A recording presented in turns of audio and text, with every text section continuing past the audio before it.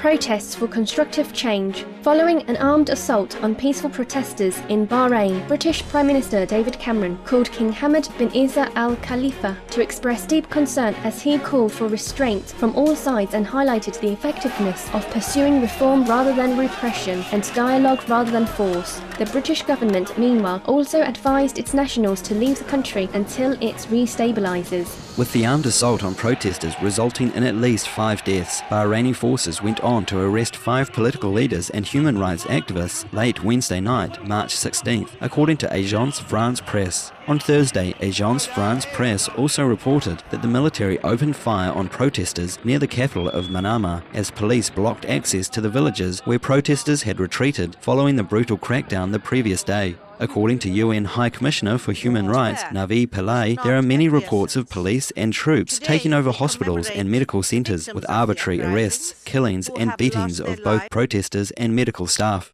Meanwhile, countries and leaders such as Iran, Syria, UN Secretary-General Ban Ki-moon, Turkish Prime Minister Recep Tayyip Erdogan, the Iraqi Parliament and Egypt's Foreign Minister Nabil El-Arabi are all speaking out against the Bahraini government's invitation to the Saudi military, which is now conducting operations against peaceful Bahraini protesters. Iran has also recalled the country's ambassador to Bahrain. In addition, thousands of demonstrators in countries like Turkey, Iran, Lebanon, Iraq and the Saudi cities of Qatif and Spayhat gathered on Thursday to protest the use of force by both the Bahraini government and Saudi troops. Others within Bahrain are similarly calling for the foreign military to leave their country, with political analyst Khalid El-Shami stating in an interview with Press TV that such intervention is failing to control the protest movement but instead is making it more intensified. Meanwhile, Al Jazeera News has stated that Kuwait will not be sending troops to Bahrain, saying that the government looks forward instead to playing a mediating role in resolving tensions.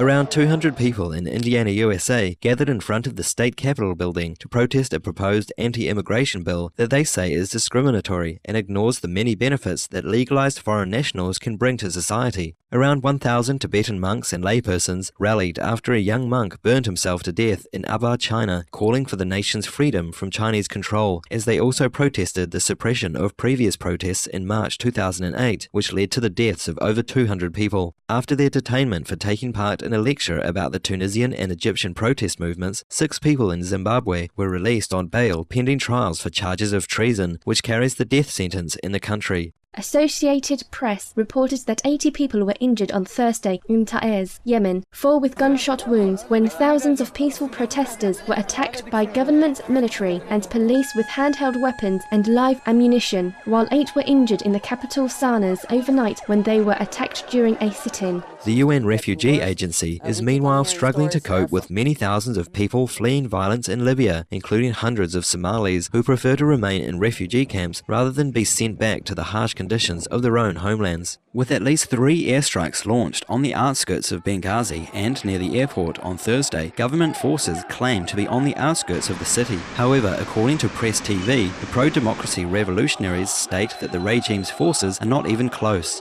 Has already asked, for a no-fly zone. On Thursday evening, just hours after the regime had warned of an attack on the city of Benghazi, the UN Security Council voted in favour of a no-fly zone to protect the Libyan people. A resolution co-sponsored by France, UK, Lebanon and the United States also demands a ceasefire. As shown on Al Jazeera satellite TV, the people in Benghazi burst into celebration after hearing of the vote. Under the terms of the no-fly zone, other countries will supply planes and personnel to help support a ban on all Libyan aircraft in the airspace across the country in order to protect her citizens.